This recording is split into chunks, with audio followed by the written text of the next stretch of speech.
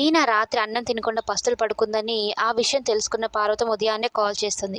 ఆ phone call కాస్త ఈ ప్రభావతి లిఫ్ట్ చేసి, అసలు వీళ్ళిద్దరూ ఇంత ఉదయాన్నే మాట్లాడుకుంటున్నారు అంటే అది నా గురించి అయి ఉంటుంది. అసలు ఏం మాట్లాడుకుంటున్నారు విందామని హలో కూడా అనకుండా పార్వతమ్మ చెప్పే మాటలన్నీ వింటూ ఉంటుంది. పార్వతమ్మ ఏమో కూతురు తినలేదు కదా! ఆ బాధతో మీనా అలా ఉండకు. ఒకవేళ అన్నం అయిపోతే నువ్వు మరలా వండుకో అమ్మ, అది నీ ఇల్లే. అత్తయ్యకి నువ్వంటే నచ్చక చిన్నచూపు చూస్తుందే తప్ప ఆమె మంచివారే. ఇంకొకసారి ఇలా చేయకమ్మా, నన్ను బాధ పెట్టుకు అనేది చెప్తూ ఉంటే, దాన్ని తప్పుగా తీసుకొని ఈ ప్రభావతి మీనాని లోపల నుంచి లాక్కొనొచ్చి డైనింగ్ టేబుల్ దగ్గర కూర్చొని పెట్టి పెద్ద గిన్నెలో అన్నము, కూర, చారు అన్నీ వేసి తినవే తిను అనైతే పెద్ద పెద్దగా అరుస్తూ ఉంటుంది. మీనాకేమో ఏమీ అర్థం కాదు. ఏమైంది అత్తయ్య గారు? ఎందుకు ఇలా చేస్తున్నారు అనైతే అంటూ ఉంటే, చెప్పావు కదా మీ తల్లికి నేను తిండి కూడా పెట్టడం లేదని, అందుకే పెడుతున్నా కదా! ఇది చాలకపోతే చెప్పు, ఇంకా పెద్ద బస్తా నిండా వండి మరీ పెడతాను నీకు అనైతే చెప్తూ ఉంటుంది.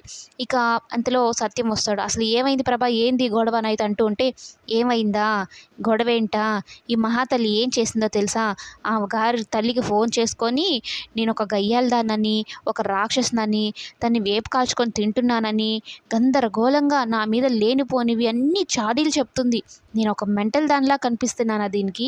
అసలు ఏమనుకుంటుంది నా గురించి అనైతే చెప్తూ ఉంటే, అత్తయ్య గారు నేను అసలు మా అమ్మతోనే మాట్లాడలేదు అంటే అబద్ధాలు చెప్పకు. ఈ గురించి నాకు తెలీదా? నువ్వేం చెప్పుంటావో, ఏం మాట్లాడి ఉంటావో, మరీ అర్థం చేసుకోలేనంత అమాయకురాలనైతే కాదు నేను అన్నట్టు మాట్లాడుతూ ఉంటుంది ప్రభావతి. అయితే మీనా ఏం సమాధానం చెప్పలేక మౌనంగా ఉంటుంది.